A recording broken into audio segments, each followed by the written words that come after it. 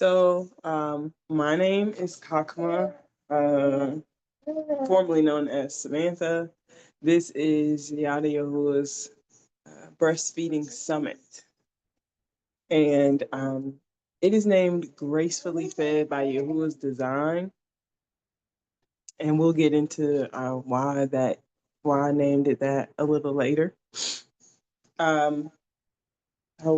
Preliminaries. I have a co-host. His name is Benjamin or Ban Yam Yan. And he turned 11 months today. Yay. And y'all know how he do. He'll be in and out. He'll be wherever he want to be when he want to be where he want to be. And let's see. This is, as all mine are, it is interactive. Feel free to raise your hand, ask your question as I go along. It is a lot of information, so I definitely don't want you to wait until the end to ask me a question. I would prefer you wait until I get to the end of my thought, but not the end of the slides. So raise your hand, ask your question. Feel free to put it in the chat. I can see the chat. If it is personal and you only want me to see it, you can direct message me in the chat as well, and I will still address it. Be kind, be women of Yahuah, no men, because we're going to talk about some stuff. And that's for all the days of the summit. Also, the meeting is being recorded. I am going to place it on my YouTube channel. However, when you talk, I have it pinned so that you can only see me and not you. So feel free to say what you would like to say and still have anonymity. Autonomy. I can't remember the word I'm trying to say, but y'all know what I'm talking about. Yeah, I think that's everything. So let's hop into it. So for today's agenda. Sleeka. A prayer in. Oh, yeah, my bad. Hold on.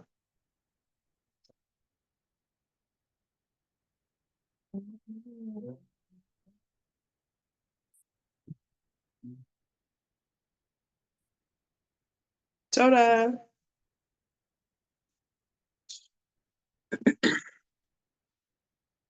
How are you? We come to you humbly in the name of Adonai, Yahsharal Mashiach, thanking you for this day and everything that you've done and everything that you're going to do.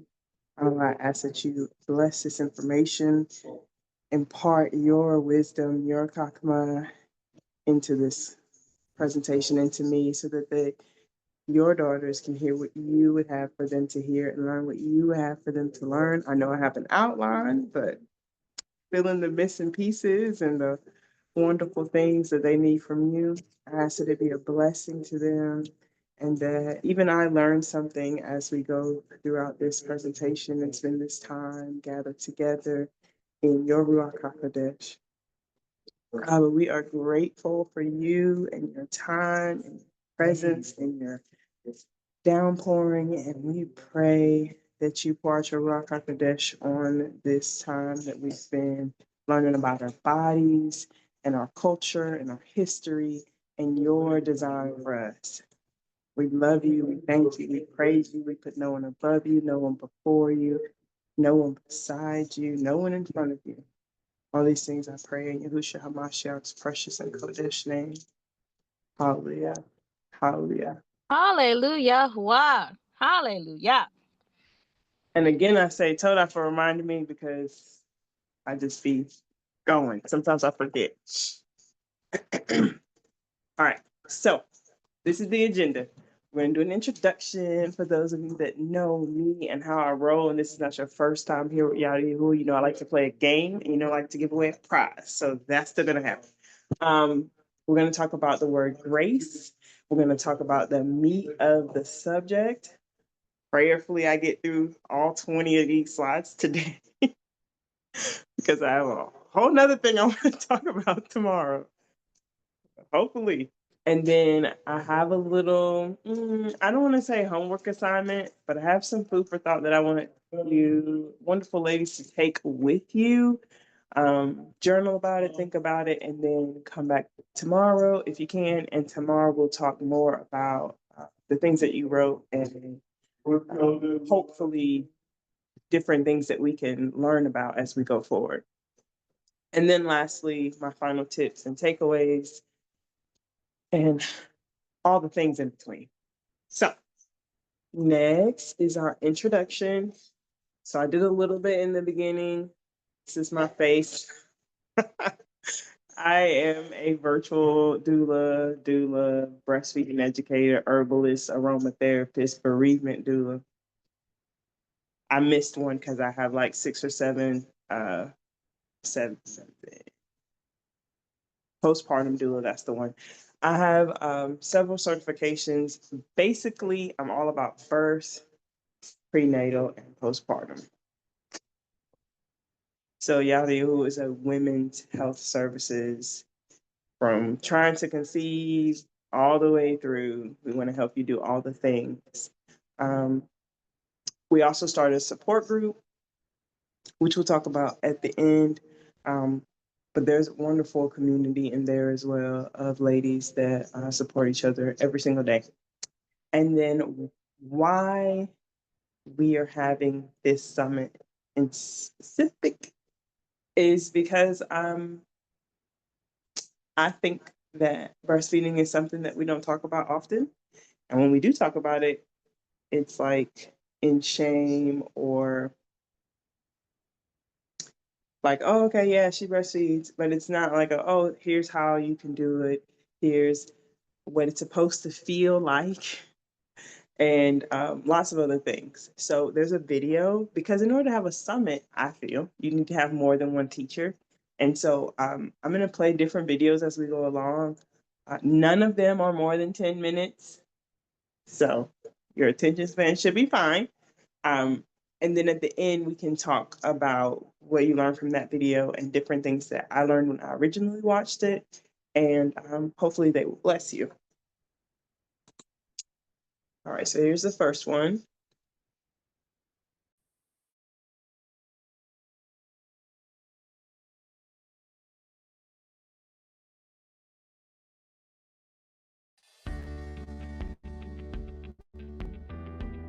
At the Teeth Doctors, we pride ourselves on being Fenda Lewis-Eyre is a lactation consultant, but just because she's a professional now doesn't mean she always had the answers. We did have a significant amount of trouble with breastfeeding. When her baby was in the NICU at Brooklyn Methodist Hospital, she was mainly bottle fed by the staff and herself, refusing to latch once they brought her home. And getting breastfeeding support from the hospital wasn't feasible because of the distance from her Bed-Stuy neighborhood. After finding a support group in her area, she was able to breastfeed her children. As a result, I decided that I wanted to provide that same sort of guidance and support for people in my neighborhood. So I decided to pursue my education a bit further and become a lactation consultant. She now provides that support at the same NICU where both her children were admitted.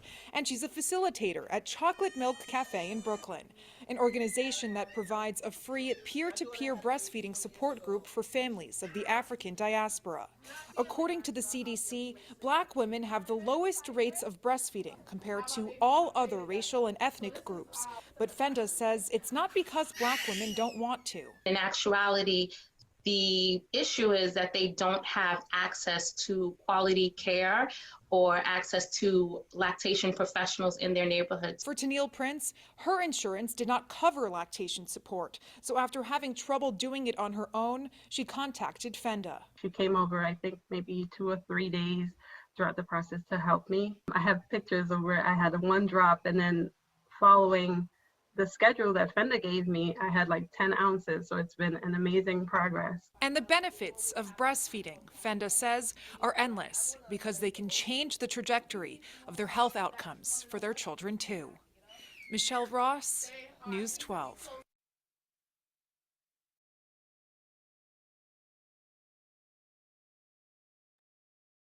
So can someone tell me one thing that they learned?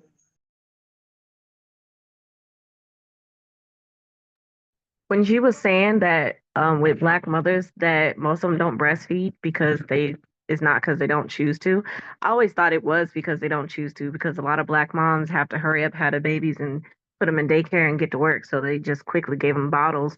But also because the hospital automatically just shoves a bottle in their face anyway.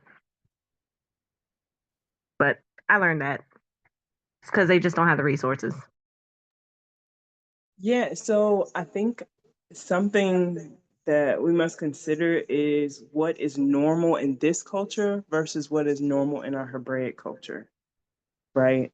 And so a lot of women do what they think is normal for the regular culture, the culture of our oppressors, and not necessarily what is normal for our Hebraic culture. Whether because it's not accepted, because they have a hard time and they can't figure out why it's hard, and giving formula doesn't seem hard. Just mix it and shove it in their mouth, right? They have to go to work. They don't know how to navigate it. They may not have the money to afford the supplies or different things that they think that they need in order to breastfeed successfully. And because of all of those things, which we'll get more into statistics later, but a small percentage of what they call African American or Black women start, and an even smaller, super small percentage are still doing it at 6 months, which is not even as long as they say. They recommend that you do it for at least the first 6 months. In actuality, your baby needs milk for at least the first 12 months. They say that it helps brain function all the way up until the first 16 months. Oh, dang it. Well, we're about to take a quiz. Forget that I said that, because that's one of the questions. Okay, so we're going to do Kahoot next. But that was a wonderful thing that you learned, and I'm glad that you learned it. So for those of you that have the app of Kahoot, all you have to do is open your app. But if you don't have an app, which you don't have to download to play this game, it's Kahoot, KAHOOT.IT.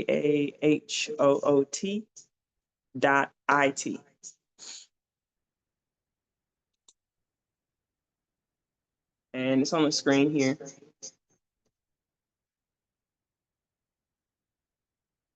And then when you go to Kahoot.it, you'll type in the game pin there. And if you're not looking at it on your phone and you're looking at it on your laptop, you can just scan the QR code there.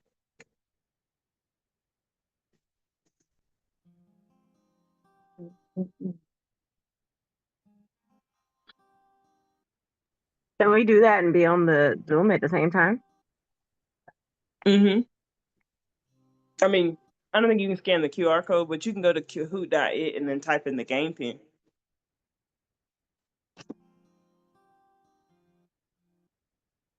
And if you don't like the little avatar thing it gave you, you can change the icon as well as the accessory as well when you first come in.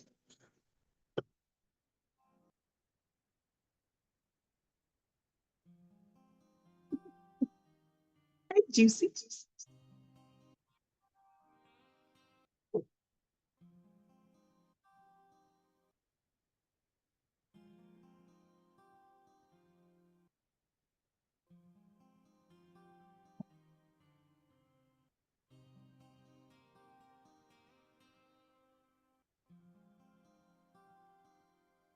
Okay, is everybody in that wants to play?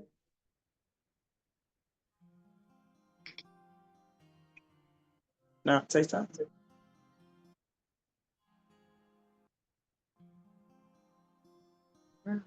This time, I didn't make it half as long as the other one. This one's only 7 questions.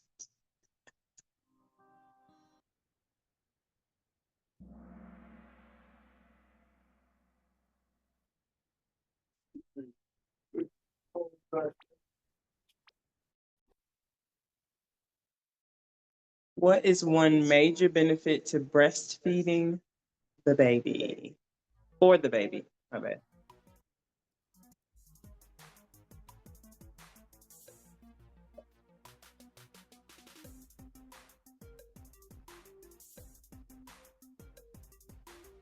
Oh, I guess I'm in the way. The yellow thing says prevent hiccups. Oh, yeah. Was it too fast? I just Yes, because you got to go back and forth. right. I just couldn't see what the choices are because we got to look at the Zoom screen in order to see what they are. Because on my phone, it just has like just the blue, red, or green. Yeah, sometimes you have to read the answers for people. Like red is blah blah blah, blue is All right. Hold on. We're going to do it over because there's a prize on the line and I want y'all to have a fair shot. Go. Let's go.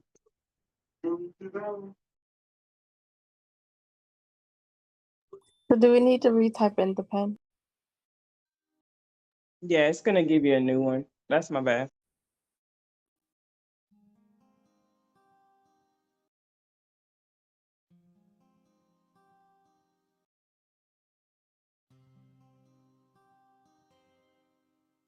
So for those of you that are looking, that can't see, the pin is 787424.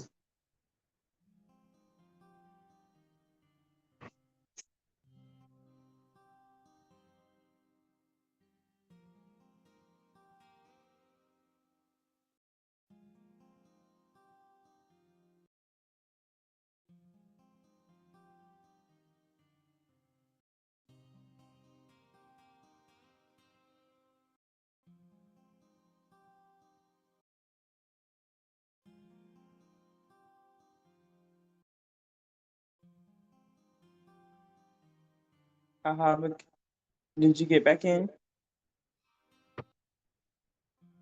Cruise.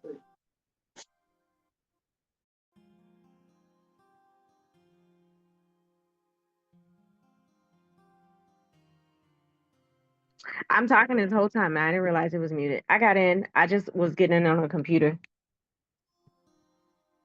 Okay, I was just making sure because I don't see you. So I don't want to leave you.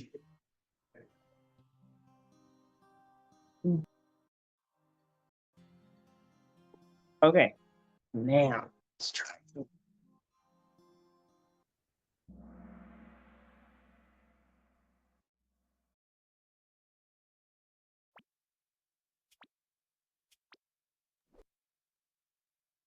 Okay, what is one major benefit of breastfeeding for the baby?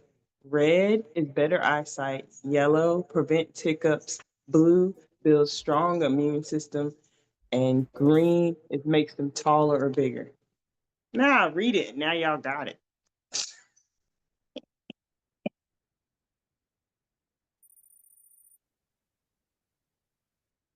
Okay, true or false? Breastfeeding always comes naturally and easily to every mother. True is blue, red is false.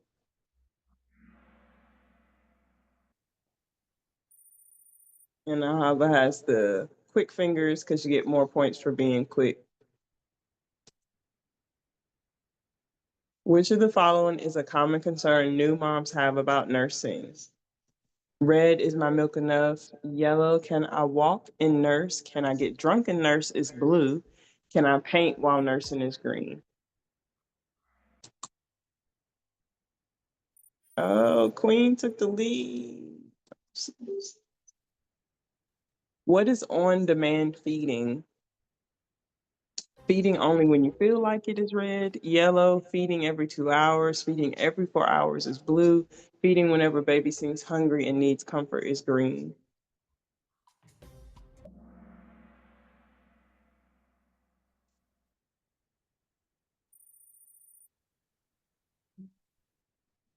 What is colostrum? Red, a type of burp. Yellow, the first milk produced after birth. Green, oh, that was so fast. I didn't even let me finish. Queen still standing. Which of these statements is true about breastfeeding and bonding? I gave y'all a hint in the little picture. Nursing has no emotional effect is red. Bonding only happens after 6 months is yellow. Formula-fed babies don't bond is blue. And breastfeeding releases bonding hormones is green.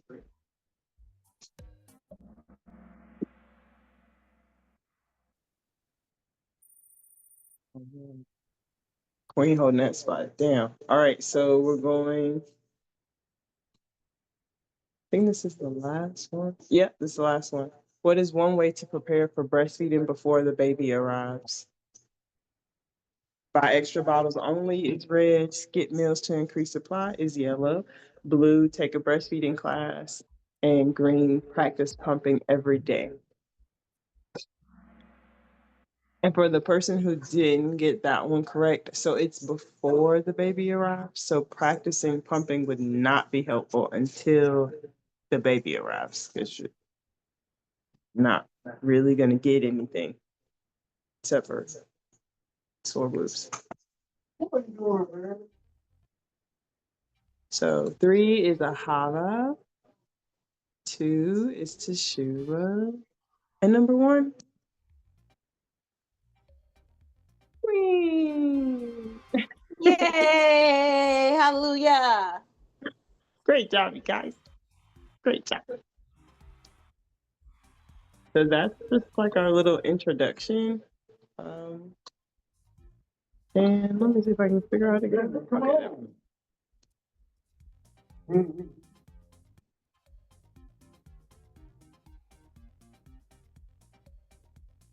Okay, so we did that. So that showed what our baseline is, what we know about breastfeeding, what we think about it. And that, if you got any of the questions incorrect, I ask that you bring them up as we go through those sections. That way you can know more about it. All right, we got another video.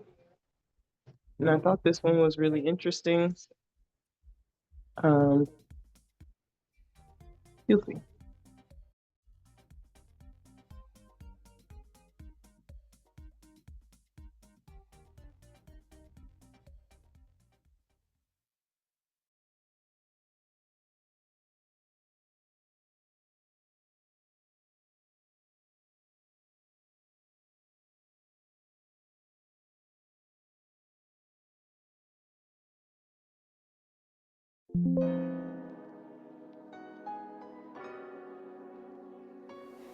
Despite the numerous amounts of benefits for mother and child, Black women have the lowest breastfeeding initiation and duration rates. That's according to the CDC. Better Black News will be speaking with local Black lactation professionals to find out what is going on in our community. Farrah Mayberry, you work with Epiphany Birth Services and you're able to work with other moms and everything to support them. Can you explain why you think breastfeeding is not knowledgeable in our community? Do you think it's a historical thing or what? I think in reference to breastfeeding rates of initiation and sustenance in the Black community being low, I do think that history plays a part. How so? I think that there was a time when, as a Black woman, you might be nursing your baby and also your master's baby. I think that also historically, just in this country, there have been times when breastfeeding has been less popular because science was more popular. I think there have been times when formula feeding has been kind of like the status symbol of like, you can afford to buy formula. And I think at this day and age, it's kind of the opposite. Despite the many benefits of breastfeeding, I know as a nursing mom myself, while I was pregnant, I was doing my own research because that's what I do. I mean, I'm a journalist. Hello. I was learning about all the benefits of breastfeeding, and it was just mind-boggling to me how many things are great for me and my son. And I'm just like, why are more women not on this bus? What is going on, especially in our community? You know, can you explain more about the benefits, you know, from a professional standpoint, the benefits for mom and baby? When you get pregnant, you automatically, milk is going to form in your breast, whether or not you want to breastfeed or you want to formula feed. So it makes sense that, you know, the natural thing to do is to breastfeed your child. The milk that you produce is perfect and it's ideal. It's the ideal nutrition for your baby. The milk also helps to protect your baby from different types of illnesses and diseases, things like diabetes, even viruses and colds. The saliva, your baby communicates with your body through his or her saliva so that your milk can change. Your breast milk changes on a daily basis. Formula does not. For the mom, it also has benefits. It helps with the process of uterus contracting after baby is born. It also helps moms with depression, with postpartum depression. It's just a very unique bond that you have with this baby. It also helps to reduce risks of diseases in moms as well in terms of breast cancer and ovarian cancer. So the list of benefits is way longer. Let's talk a little bit about formula from a history standpoint. Throughout history, if a woman was unable to produce milk for her child, or if their mother died leaving an orphan needing to be fed, the child was supplied with a wet nurse. That is, a woman who breastfeeds another woman's child. Wet nursing was a common practice before the introduction of the actual feeding bottle and formula. If a wet nurse could not be found, a child was subject to starvation and malnutrition, being fed animal's milk through dry nursing. Lack of human milk literally meant life or death to infants up to the early 1800s. As early as 1846, scientists and nutritionists made the medical problems and infant mortality associated with dry nursing a priority and set to work coming up with the world's first baby formula. This news story is not meant to demonize formula, but to just properly inform. We are fortunate to live in a day and age where babies are no longer dying of malnutrition and starvation if their mothers can't breastfeed. As an emergency measure, formula is and always will be literal lifesaver in the absence of other options. But exclusive formula feeding does have its serious flaws as a sole source of nutrition. And as I hope this news story will illustrate, formula was never intended to be eaten as an everyday infant food, except in extreme emergencies. Babies need the live food of human breast milk. Breast milk contains living cells, hormones, active enzymes, antibodies, and at least 400 other unique components. It is a dynamic substance that provides active immunity and protection from disease every time a baby eats. Infant formula is the only manufactured food that humans are encouraged to consume exclusively for a period of months, even though we know that no human body can be expected to stay healthy and thrive on a steady diet of extremely processed food. Baby formula was never intended to be consumed on the widespread basis that it is today. Rachel Nelson, you work with your own business as well, Mama to Mama LLC, where you're able to help moms. Can you explain the role of a lactation professional, why someone would need to reach out to you? Like, what is your purpose? Right. Yes, as a lactation professional, the way I see it is you wouldn't go to the dentist for a stomach ache, right? You would go to the doctor. And so as a person in the lactation field, if a mom has issues dealing with lactation, it's important that she has a support system around her that understands what exactly she's trying to say or what exactly she may be going through. And with that, she can come to a lactation support system as opposed to trying to go and find someone randomly who wouldn't necessarily have the knowledge as to what she needs to do or how she needs to go about it. So I feel like we're a very important role, especially in our community where there's not a lot of people who understand what it's like to breastfeed. Can you give some words of advice, or what would you say to a mom who's on the fence, who may be like, I don't want to breastfeed because that's weird, or breast are a sexual thing to me, that's what I use for my significant other, or nobody breastfed in my family, I'm fine. Like, what would you say to that mom on the fence or who's just not interested at all? Right. I think it's important for moms to know whether you decide to breastfeed or not, the milk is going to be there, right? So maybe let's find out, why they feel the way they feel. Is there something that people around them were saying? Because as you said, it's not common in our community as Black people. I myself was one of all of my cousins, the only one to be nursed by my mom, who was a sibling of 7. So I think it's important to maybe find out why you don't want to breastfeed? Why is that not interesting to you when it's something that our body is going to naturally do anyway? And then maybe just put the education out there. A lot of us just aren't educated on it. And if people around us also aren't educated, how do we get the knowledge? Which is, again, why our role is important, and why it's important to be surrounded by people who have been through it. Since the milk is going to be there, what if we just try? Let's see how this is. And after explaining the benefits and everything, there's a lot of times a mom will be willing to just try initially. And it's free. It's free. It's free. Yes, that's the favorite part. And you can be, there's no bottles. You can be lazy. Just whip it out. That's what got me started. Breastfeeding continues to be beneficial beyond the age of 1. We have to continue to raise awareness in our community. For more information on breastfeeding, you can reach either Farah or Rachel with their information at the bottom of the screen. I'm Jillian Whitaker reporting for Better Black News, reminding you to be better. It's okay. Don't trip.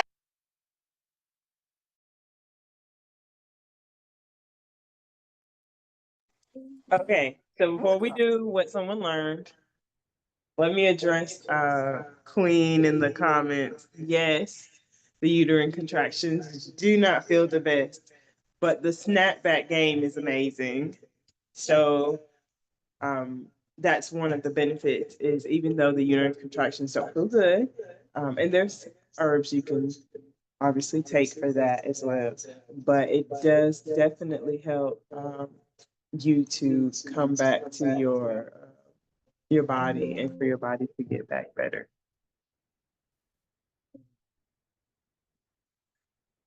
Nah, child, you don't get to keep the weight. No, you don't get to do that. That's not how this works.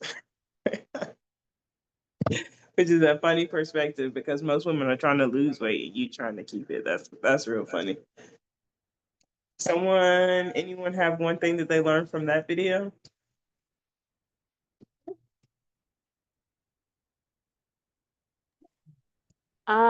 Yes, I learned that it can help with cancer rates. And I think in our community, cancer rates are pretty high. I could be wrong, but I think that was awesome. There was another one too, but I can't remember it. Yes. Yeah, it does.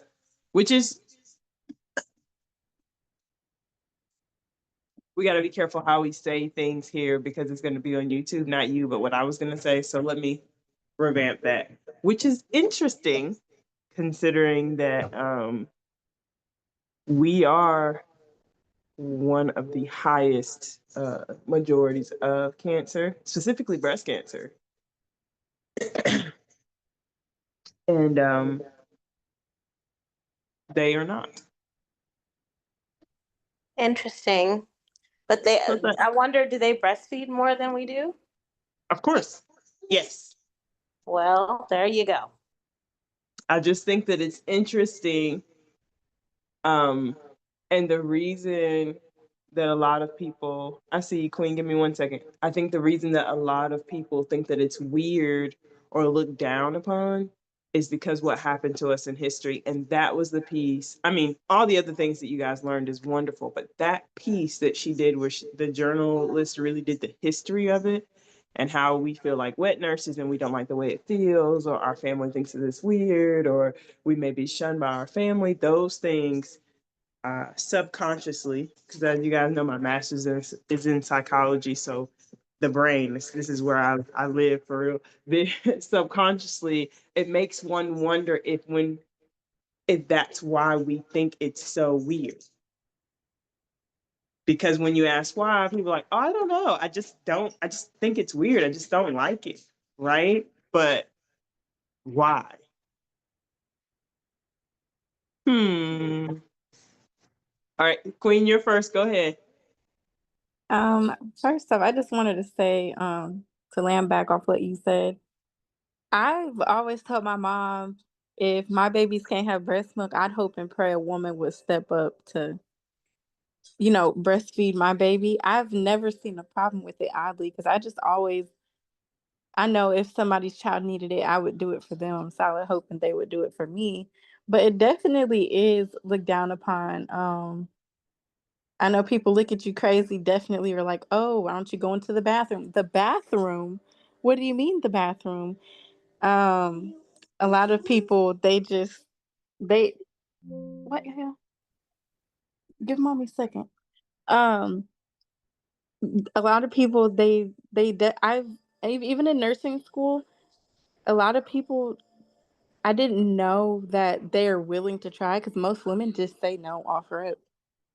Like even in school learning and stuff like that, I didn't know that because a lot of women are just automatically no. Like, how do I dry the milk up without even asking questions? Because in South Carolina, they have, I believe they had a lactation consult. Well, no, not down here, but they have um, help lactation. What is it called? Groups on Facebook. Not even just in South Carolina, but all over to get help from. So I was shocked learning.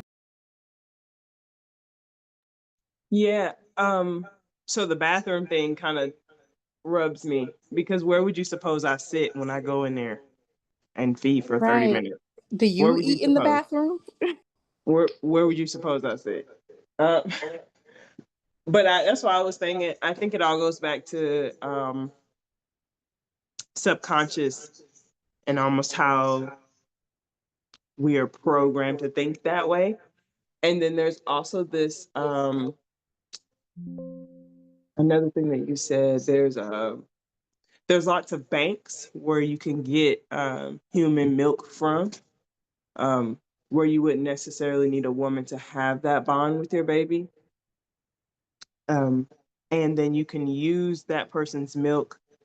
And this is not even on the thing, but while we're here, we're going to talk about it. You can use that person's milk and put it through your shirt and put the baby in the same position, and your baby will still bond with you. Now, it doesn't give your baby all of the immune support that it needs from the exchange of the milk, right? If it was in your own body, but it is still pretty doggone good as compared to formula. So that's just another tip. Okay, Tashuba, you next. Shalom, shalom. I was going to mention one of the groups is called La Leche League. They helped me. And the other thing I wanted to ask, like, because Yahsharal, we are perverted people, right? So to us, to many of us, everything is sexual. So like a baby's mouth on the nipple could like trigger someone to feel like kind of like incestuous. Like how do you deal with that? Or do you think that plays into why we do not breastfeed? So I would say that's also a subconscious thing as well. You know, I think when we deal with perversion, as our culture has and does, depending on where you are and in your frame of thinking, that can be a thing. As she mentioned, and it was enough for the journalist to bring up, so you know it's definitely a thing. However, it's not really a thing with them, even though that they do that. In the birthing world, they call it nipple stimulation. This is a little off, but I just want to bring it back so you can see where I'm going. In the birthing world, they call it nipple stimulation whenever you are in labor. Nipple stimulation actually opens the cervix and can help you birth the baby. And so um, in those groups, predominantly them, they believe in doing nipple stimulation as well. They don't see it as anything sexual. They're trying to help their baby come out healthy and naturally. Um, they also have different things that they do to, sorry, he made me lose my whole train of thought. But my point was, they don't see their nipples that way. That's an us thing. I don't know about other cultures, but specifically, if we're just gauging the two cultures, they don't see it that way. They may do those things, but then they will also nurse their baby. They don't have it's only for this purpose and it's not for that purpose. And so I think with us, we have to just walk in the way that Yahuah made our bodies. If that's something that you do in the bedroom, that's whatever. But when it comes to a baby and feeding, this is what Yahuah designed, because the milk comes anyways. So he doesn't ask if you want this or that. It is happening. And it is happening because he intended it to happen. Now we're going to talk about the times when it doesn't, and what you can do. Like we started talking about milk banks, and then Sister Queen also put in the supplemental nursing system, and that's not for today. That's for a different day. That we'll get more into that as well, because we're already halfway through the class and we haven't even gotten to the meat of it. So I'm going to keep going. But if you guys have questions about that, please make sure you write it down. And when we get to those days, we will go through that. That's why I had to break it into so many days, because there's just so much we need to talk about in order for me to feel like you guys got a good grasp. Excuse me. Okay, so Grace. So it's Gracefully Fed is the name of this summit that we're doing. And grace is a word we may think we know, but do we have a Hebraic understanding of said word? And I'm gonna have to do this a little fast because this is not the meat of the matter, but it's a word we'll focus on as we go through the 5 days. So we can talk about it a little more as well. Okay, so grace, as in Genesis or Bereshit 6 and 8, but Noah found grace in the eyes of Yahuah. And then I put the TS 2009 in there. But I just wanted to show, like they say, favor. And so I had to pull the KJV to get the grace. And so it is H2579. The root word is H2603. Don't get lost on the semantics. If you don't do Hebrew breakdowns, just follow me because I'm almost done, okay? I know some people get squeamish because it's not their thing. Just follow me. I got a point. So the root word is the ket, the ua, and the noon. And then you break it into the 3 parent roots. And then 2 of the parent roots in the lexicon have a definition, and that is declare and camp. So the camp declares Yahuwah's esteem. And the reason that I'm bringing that up is, I think as women, I just wanted to give this tidbit for myself and for everyone, myself first, is how we behave and how we speak individually and collectively declares Yahuwah's esteem on the erects on the earth. So we have to be careful in our speech. We have to be careful in our actions to make sure that we're always giving Yahuwah esteem. And when we give Yahuwah esteem in our in our action and in our words, it shows us to be graceful women of the Most High. And so in my reason for us gracefully feeding here is not just so we can learn how to gracefully feed our children with dignity and respect, but also so we can know how to gracefully walk, gracefully learn, gracefully eat from this table that Yahuwah has laid before us today, just to learn gracefully together, and in all things give Yahuwah esteem. So, hallelujah. Okay, this is the meat of the matter.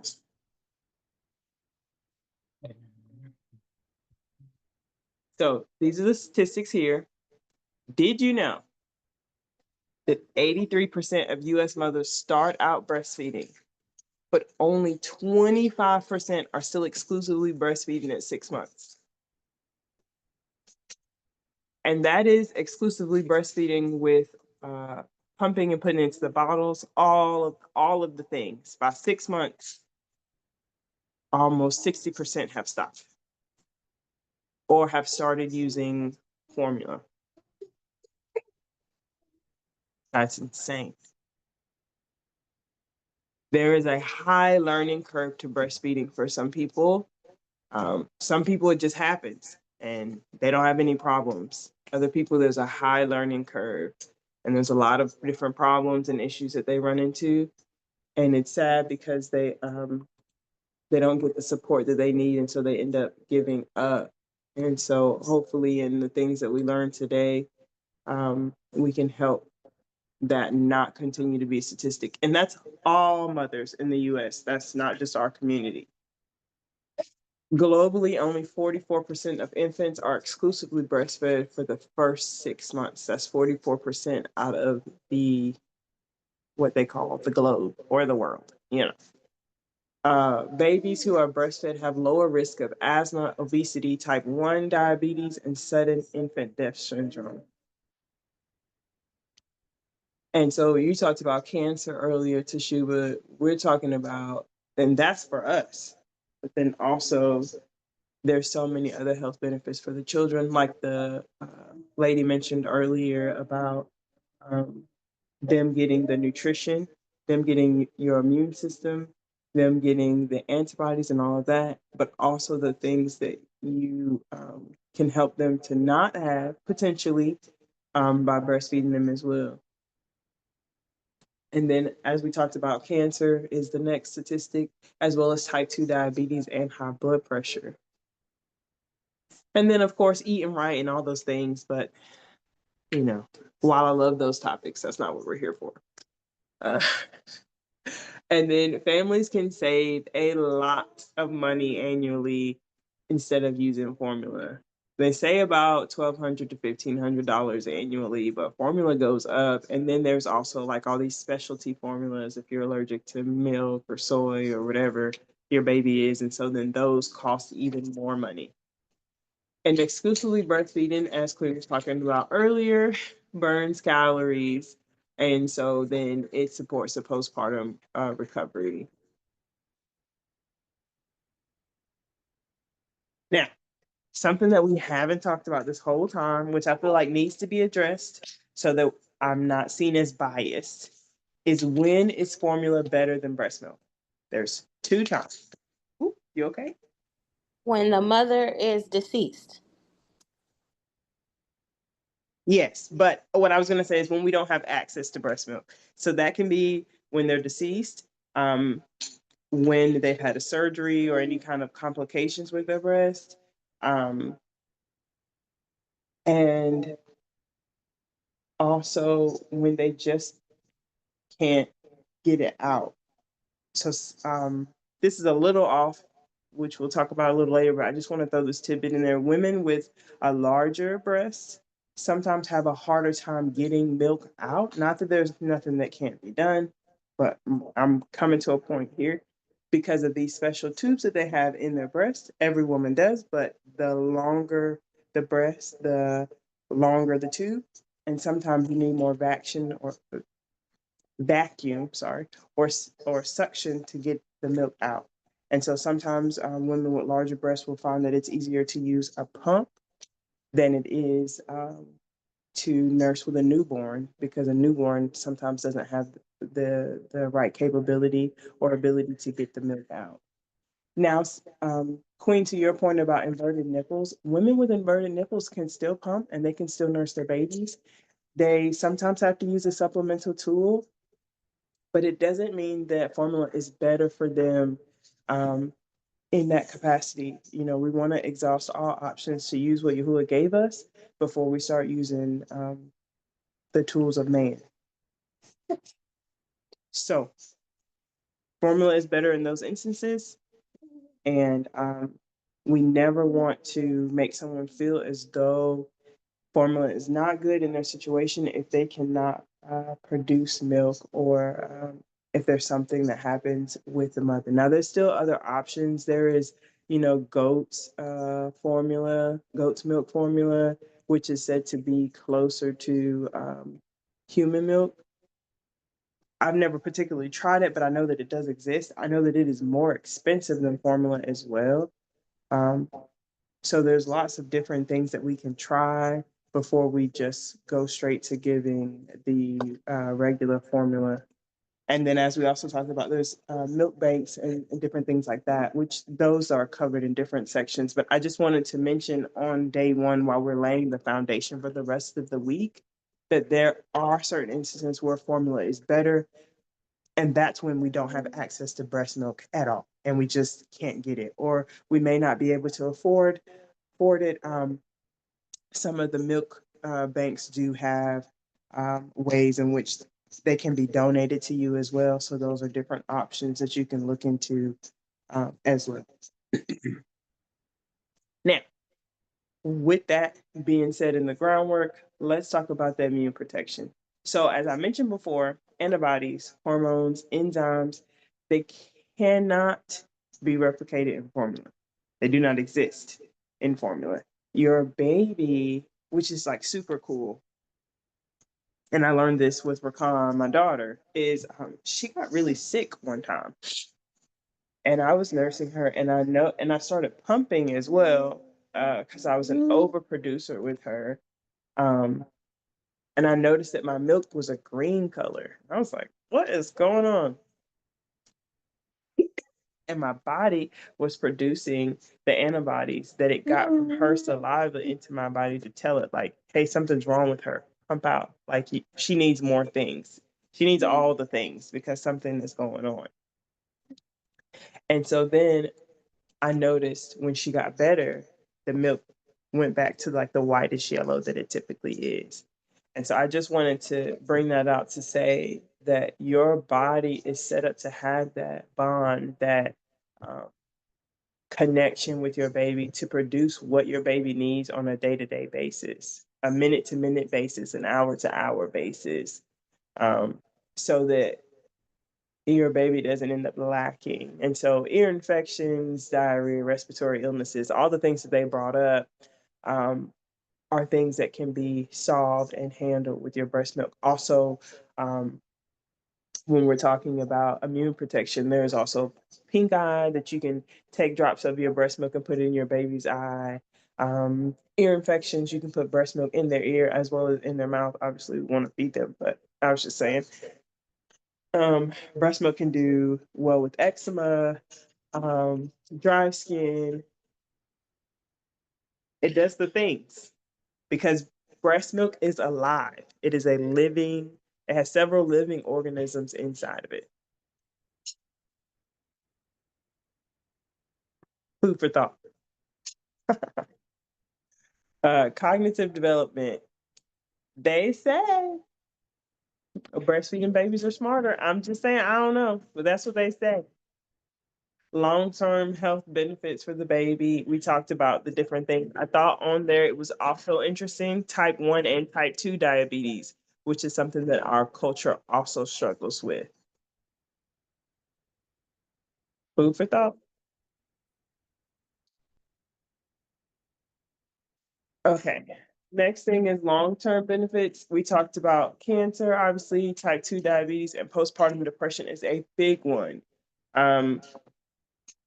This is a little bit more scientific, but just bear with me if science is not your thing. Oxytocin is the hormone that is produced whenever you do a few different things. But we're going to focus on two things that you get oxytocin from. I'm going to throw the third one in there. But if you got virgin ears, just cover them. The first one is nursing your child. The second one is reading a story to a child. Doesn't have to be your child. And the third one is when you orgasm. So what they say is oxytocin is the love hormone, but it's not actually a love hormone, it's a passion hormone. So oxytocin, when it's released in your body, it hypes up whatever emotion you're feeling at that moment. So the reason that when you're nursing your baby, you feel like they're the best baby in the whole world and you just love them so much and you can just eat their face is because oxytocin is being released in your body and it's building that bond and that connection. The reason that you feel sleepy when you're reading a story to a toddler or an infant or somebody else's child and you guys are snuggled up is because oxytocin is being released and you both feel sleepy and there's a bond there and you feel like you just love them so much. Hopefully you do love the child, but you get what I'm saying. And then same thing happens during intercourse. Whenever there is a high height coming and that oxytocin is released, you feel like you love that person so much and they're the best person ever, you know. even though they may or they may not be, you know. But in that moment, you feel like they are.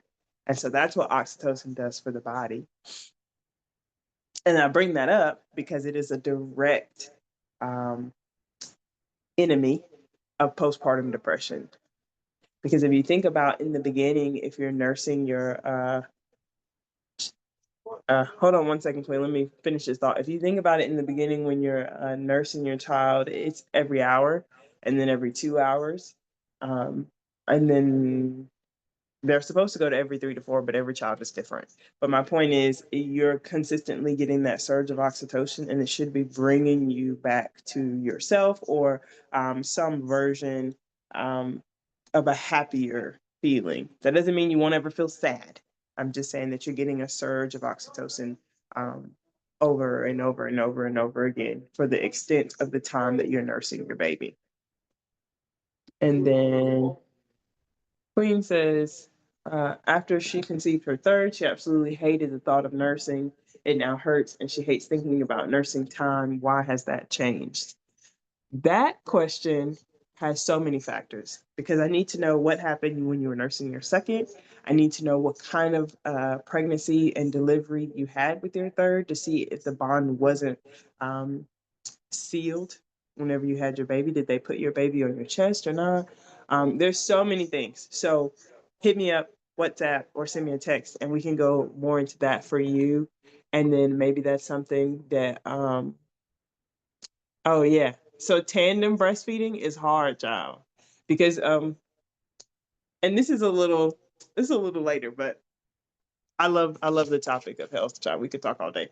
The nipples are changing whenever you get pregnant, and they change all the way through the trimesters until it's time for you to give birth. One of the highest things that stops breastfeeding mothers that are committed to breastfeeding is being pregnant because the nipples change and it becomes a little bit more painful. What we recommend in that area is to still try to nurse, bring the baby to the breast as much as you can. However, if it just becomes like completely unbearable and you can't take it, at least try to pump so that the baby can still get the nutrients. I would say at minimum though, if you're gonna pump, at least bring them to the breast once a day so they can exchange the antibodies with your body and you can continue to have that bond and they don't feel like you're pushing them away before they're ready. Because it's not really their fault you're pregnant, right? You know? and clearly they weren't ready to wean or else they would have done so. So we can't take out our frustration on them because we feel some type of way. I'm not saying that your pain is not valid. What I'm saying is if you're like, I want to stop nursing even though I've been nursing because it hurts because I'm pregnant, I mean, they didn't tell you to get pregnant, but they do need their milk.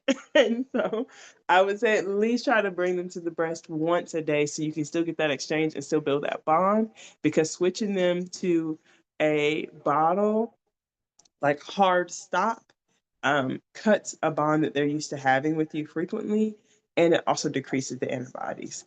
So, like I said, pumping would be a good alternative to that, and then giving them the bottle for that or sippy cup, depending on how old they are, but still bringing them to the breast at least once a day. And sister, if you're doing 3 to 4 times a day, that's still fine. I would still say pump so they can get the milk that they need, or it doesn't need to be a hard stop because you're pregnant because it throws off what they're accustomed to, and you don't want them to feel some type of way or what they call it sibling rivalry because now there's a new baby and now they don't get mommy's milk before and now they don't have mommy's bond anymore and now the new baby has the bond, like it's a whole thing. And so try to, if you're going to wean them, if you feel like they're ready to wean, then do it slowly, but as long as you can, try to bring them to the breast at least once a day. 3 to 4 times is still pretty good, and then pump the other time so they can still have the milk that they need and want. Toshiba, I saw your hand. I want to yield to you if you still want to speak. I remember somewhere reading that we should wait 3 years in between children for our bodies to recoup all the stuff that they took out. They can be a little parasitic on our bones, on our skin, on our, all kinds of stuff. And we have to take that time to build ourselves back up, and it takes about 3 years. I've heard in between. I don't remember reading anything like that in scripture. This is just um, what I've heard in the medical field. There was something else. I don't remember what. All right. Thanks for listening. So it's interesting that you say that, because I've heard a few teachings that, I've heard Amore teach that the weaning time that we celebrated was about 3 to 4 years old. So it's interesting that you said that, because those two go together. I personally have not researched that. I know that for sure I aim for all of my children to at least nurse the first 16 months straight. Now, like I told you with my first, I was, me and her dad have a custody thing going on. We split custody. And so I did have to pump so she could have milk while she was there, but she was still drinking my milk, whether I could physically nurse her or not. When she came back, I had been pumping the whole time, and we continued everything as usual. So I would say that definitely they say, I don't know for sure, 3 to 4 years is the thing.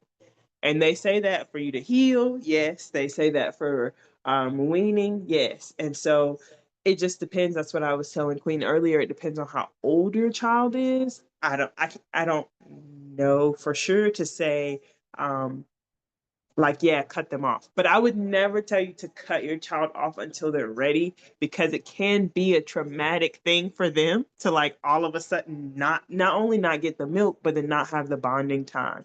So you want to be careful. And that's why I also said it's not their fault you're pregnant, Like, I know I know we got things happening, but we also have to give them grace, because this is something that they're accustomed to doing.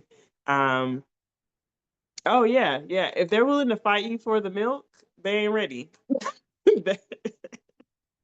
They're not ready, and you fighting against them. When you don't have to. You don't have to fight them. Um, so yeah, that's what they say is around the time frame. I know that is frowned upon in the Black community. I mean, I was nursing Banyahu.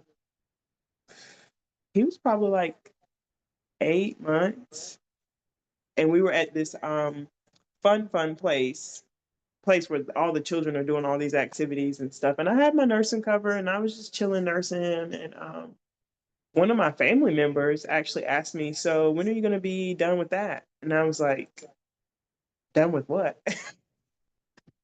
Because I'm looking around, like, the way they said it was like I was doing a coloring book or something. So, done with what? And it was like nursing. I was like, "Oh, um, I don't think he's ready. I think I'm gonna do it for a while, especially at 8 months, he's nowhere near ready." Um, and so, going to 3 or 4 years, uh, like I said, it's highly frowned upon. But in their community, some of them are still nursing at 5. I lie to you not. Now I know that what they do is, not all of them, but some of them that go that far, what they do is they will still pump the milk, put it in a sippy cup or whatever, and still bring them to the breast either the first nurse of the day, which is normally like 5, 6, or 7 a.m., or the last nurse of the evening, which helps them go to sleep at night, whatever their bedtime is. And so, Queen, hopefully that helps you. I missed a few comments. Hold on 1 second.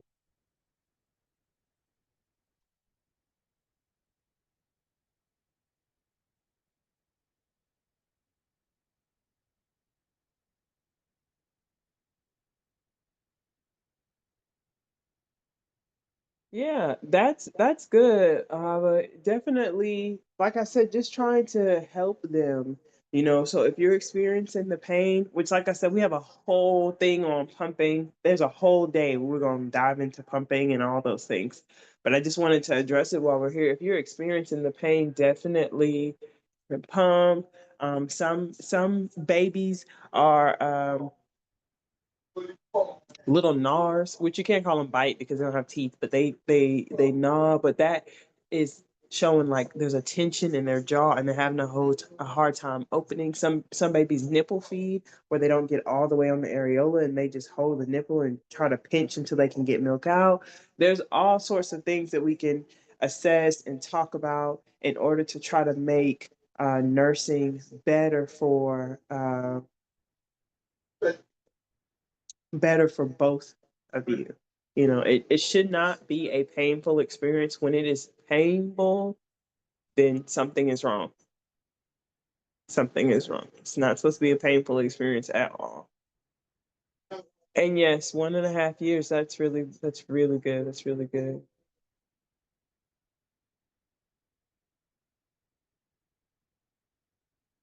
And when you add it, so there's different tips we can talk about. I don't know if you guys, and we're going to talk about it a little bit throughout the days, but I want to we only have one more meat of the matter thing slide left, so we can spend a little bit more time here.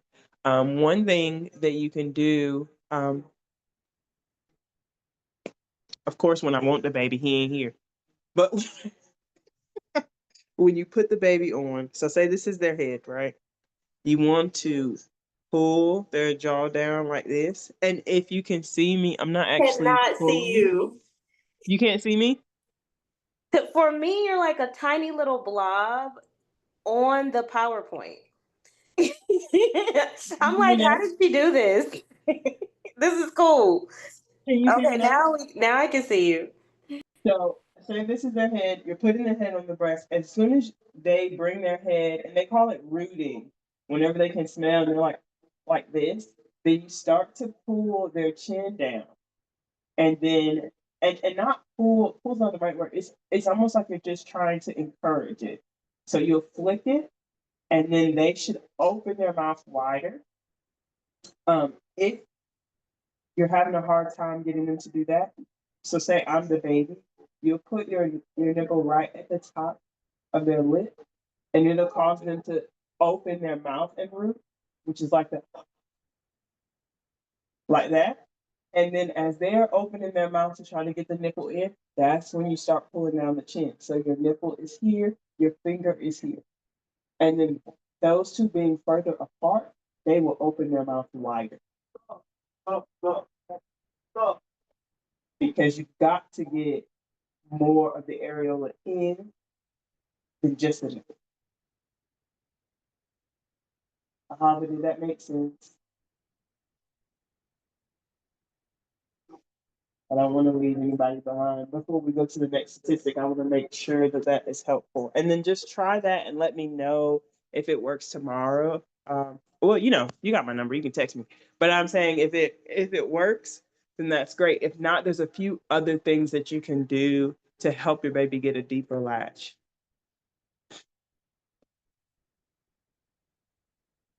And then Mayor, is that how you say it? That's it right this time. Dang. Hallelujah. I finally said whoop whoop.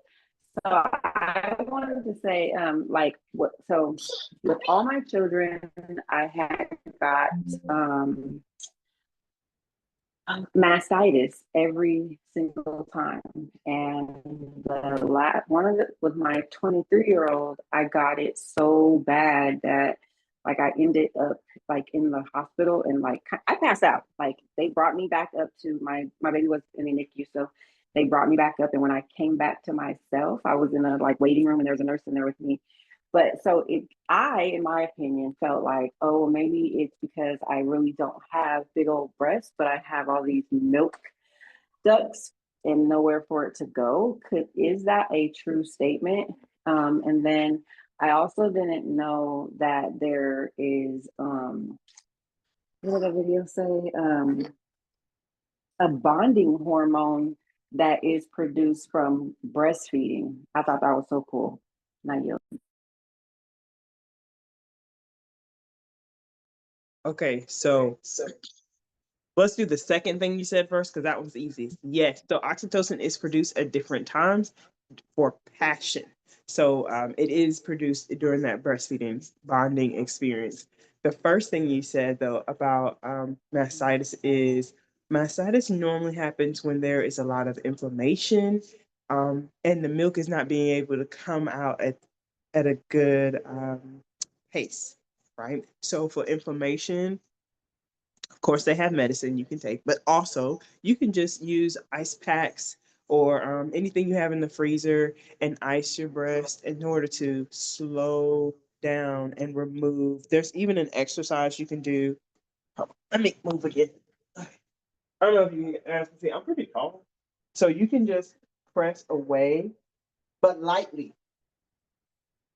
You can press away, and that will move the inflammation away from your nipples. You can also put ice packs around um, to lower the swelling and the inflammation you feel.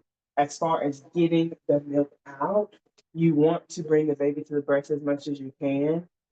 You don't want to pump, because what you're telling your body is that you need to feed twins. Like, we have all these children, and then your body will just, it's like supply and demand. If you ever did like marketing or anything like that, if your body thinks you have 7 children because you're pumping 10 ounces at each feed for a newborn that can only eat 1 or 2 ounces, then your body will make all of the milk for all of the children in the world. And you don't actually need that much milk for real. You don't. I know society says you do. I know you see all these YouTube videos where these women are filling up pitchers of milk, unless they are tandem feeding, unless they are making soap and lotion, unless they are going to work and having to feed their baby while they're gone. All of that is unnecessary. And you're telling your body that you need all of this milk and you don't. That's my soapbox.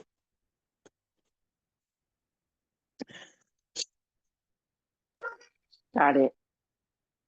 Oh, I know people don't always agree. And they're like, oh, I need a year's supply. Do you plan on leaving for a year? Like, where are you going? What's going on here? Um, so anyway, okay, so time and convenience. This is one of my favorite things, John. Favorite thing. Breast milk is always, stay with me, ready. She ready. In the middle of the night, I don't even wake up. Like, I don't like actually like wake up, turn the light on, get out of the bed, go into the kitchen, put the formula things, put the water in there, shake it up, do all the stuff. I don't do none of that. I just, and Bayan was older, so he just like does this little kicking thing, or he might whine or something. Or I can hear him breathe in a different way, and I know that he's hungry, and I give him some milk, and then I go back to sleep. I don't need to be awake to feed him. So, like I said, if you can, breast milk directly from you is the best way to go. If you can't and you have it in the freezer or the fridge or, wherever you put it, then okay. But just keeping in mind, all of the benefits come from coming in contact with your body. And so it's not as many benefits in, especially when you're overproducing all this milk, there's not as many benefits there because you lower your fat content. Unless you pump for the full fat content to get that milk out. Your baby is like the expert milk extractor. That's what I call them anyways, because they know how to get it out better than the pump can. And then digestive ease. You know how, like I was saying earlier about all of those different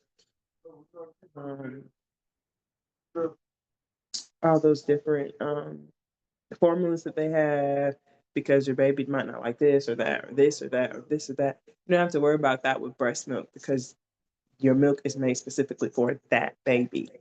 Not saying that you couldn't donate it to someone else and help someone in need, obviously, but what I'm saying is your milk content is changing for that baby's digestion, and so you have less problems with your baby. Also, while we're on this is not even on the slide. Let me just give you a little free penny to put in your pocket. You don't have to burp your baby. I don't know who, what, when, or why taught us that.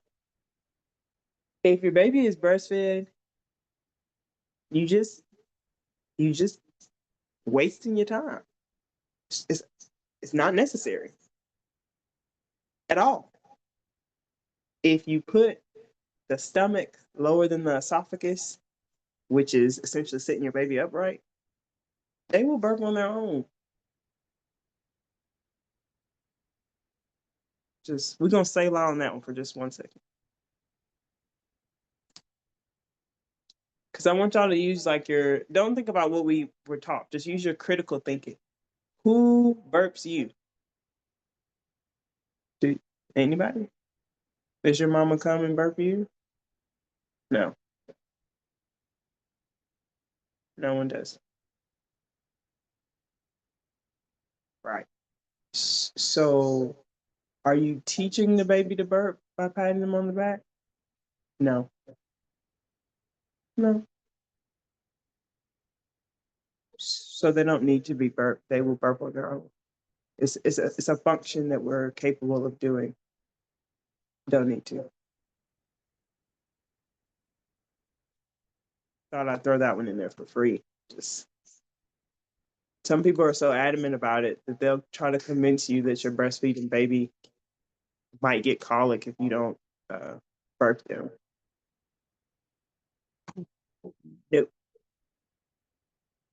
Now, formula feeding babies may get colic. That's a thing because they're not getting the same thing. But no, don't need to burp your breastfeeding baby. All right, last meat slide. So, WHO and AAP recommend exclusive breastfeeding for the first 6 months, with continued breastfeeding up to age 1 to 2 years, along with solid foods. And so, like I said, they recommend up to 1 to 2. Oftentimes, people do it 3 to 4 in that community. And there's also a group on Facebook that I used to be in back in the day that would do it all the way up to 5 or 6. But when they get that old, they're just nursing like one time and they use it to go to bed at night or what have you. So it all depends on your preference. And also, I would say, like I said earlier, on your child, because you definitely want to wean them gently. You don't want it to be a traumatic thing. And then mortality rate reduction. We talked about SIDS already. And then this is something that they say that hasn't been proven. They said that breastfeeding could prevent over 8,200,000 child deaths each year worldwide if babies were breastfed exclusively for the first 6 months. That's insane. That's a huge number. How they know that, I don't know, but I'm just telling you what the people say. And then, so environmental impact is breastfeeding is more sustainable and eco-friendly than formula feeding. As we know, there's no trash, there's no bottles, there's none of the stuff, there's no cans, plastic stuff. There's none of that. And then formula production contributes to deforestation, greenhouse gas emissions, and plastic waste, because all that stuff has to be paid, not just in the formula, but in the container that they sell the formula in. Breastfeeding leaves no carbon footprint. There's no packaging. There's no transportation. There's no refrigeration. There's none of that. Now, if you're using the refrigerator in your house, that's not the kind of refrigerator, that you was already using your refrigerator anyways, hopefully, for your for your food. So breastfeeding and putting your milk in the refrigerator is not using a whole refrigerator. Now, I have seen some women have like a little mini refrigerator beside their bed, because then when they pump, they put it in the little miniature refrigerator, and I think that's pretty cool. And that is the key that they taught themselves, so they don't have to walk all the way to the kitchen at night. They can just pump and stick it in the fridge. I think that's cool. Does anybody have any questions about anything we went over before we get into the thinking and part of it? Thinking and reflection, I believe. Or comment.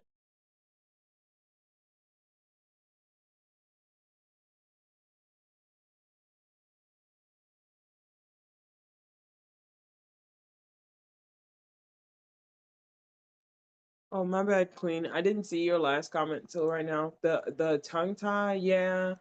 Don't believe the hype. Your baby, unless it's like super severe and your baby's not able to nurse appropriately, that whole thing just became a thing like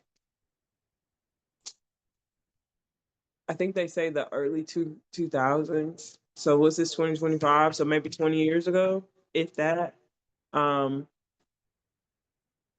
where that surgery, I mean, like insurances are just now, some insurances are just now starting to cover it. It wasn't even a thing. Nobody even talked about it before then. And I'm sure there was plenty of tongue tied babies. So don't believe the hype. See a lactation consultant or someone who knows about breastfeeding first before you go through all the hype of getting that surgery and who pop, pop, pop, and your baby is fine.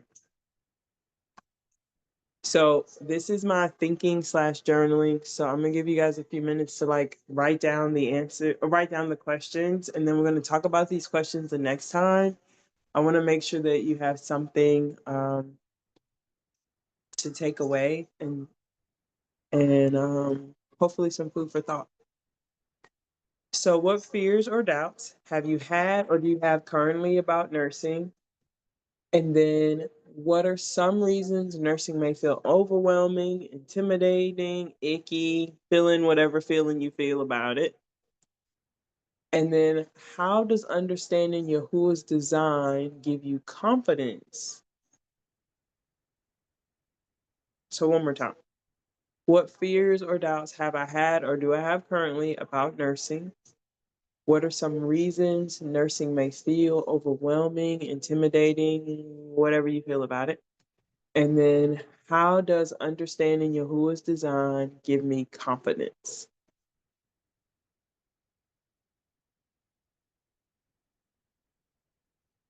Y'all got it?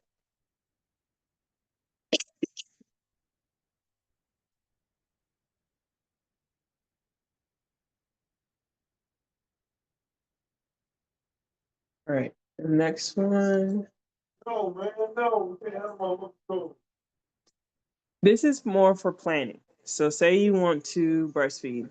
I would say I would recommend reflecting on your goals for feeding your baby. Do you want to exclusively breastfeed? Do you want to breastfeed and pump? How often do you want your baby to come to the breast? How many times a day? How often do you plan to go back to work? Like how soon? All those things you need to have a plan for breastfeeding so you can feel more equipped and less frustrated and flustered in the moment when you're trying to do it. And then you would write down your fears and all of those things or past experiences that may affect your decision. And it goes back to that question we just talked about. And then research and understand latch basics before your baby arrives. That way you're not in the moment in the middle of the night trying to figure out what in the world you're doing. And we're gonna get into some of them. But it's just good to do um, if you're in the moment now to go ahead and research those things, but also to do before your baby arrives so you're not trying to learn something when you already are frustrated. It's harder to learn that way. And then, of course, connect with others who have done this, nursing, not nursing, and make sure you get a balanced view of how they felt about their bond, their connection, the baby's food, if the baby was spit up or colicky, or if the baby was fine and just chunky and fat, whatever um, paths that that person took, and then understanding that those points of view so you can have an overall unbiased approach. And then our final tips and takeaways. So this is just a pause. It's not the end of our journey. We have 4 more days. This is all not fitting on my screen for real. Oh, wait, no. That is it. Okay, cool. So things to keep in mind. These are my Tips to take with you: get a good latch early on, and it helps to prevent pain, and it helps you to get the milk out faster. You can get your latch early on. For those of us that labor in the hospital, they have lactation. Most of the time, they have a lactation consultant there. She's there to help you. Call her as many times as you need to call her to make sure you get a good latch early. If you're at home, there's lots of support people that do virtual consultations and can walk you through that process, or there may be someone who would be willing to come to your home and help you as well, to make sure that you get a good latch early. Nurse on demand. Do not try to follow a schedule where you're only going to do it every 2 hours, because your baby may not hold that. They may be teething and they may need more support or comfort throughout time. They may be going through what people call a growth spurt. And when Yahuah does that, he is just all up on me every hour. And I'm just like, so don't try to do the 2 hours, 3 hours, 4 hours, whatever. Just nurse your baby whenever you feel that they're hungry, whenever you feel the letdown in your breast, whenever they give you the signal. On demand is really better, because babies are not robots, they are humans. And sometimes you eat a meal and then you want a snack. Your baby is the same way. Stay hydrated and nourished so that your body has enough fuel, and so you don't feel overwhelmed by this process like you can't do it. Also, make sure that you do skin to skin contact. It promotes bonding and stimulates milk production. Don't ignore discomfort. If you feel some type of way about it, it should never hurt. Make sure that you get help. And then another great tip is to alternate breast. If you are pumping, pump on one side, nurse your baby on the other. That way the oxytocin is happening and the letdown will happen at the same time that your baby is nursing. That way you don't have to pump after, and it cuts the time down. Using your nipple balm or express milk to soothe the soreness naturally. You don't need to use a whole bunch of products. And then rest as much as possible, because if you're tired or unhappy or depressed or any of those things, it can greatly affect how much milk you can produce. And then trust your body.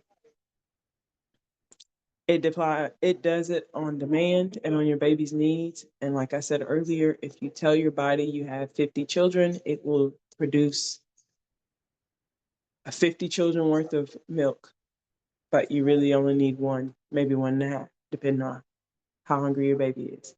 And then, like I said, get support from your community. And this is my last slide, and I made it in time. Hallelujah.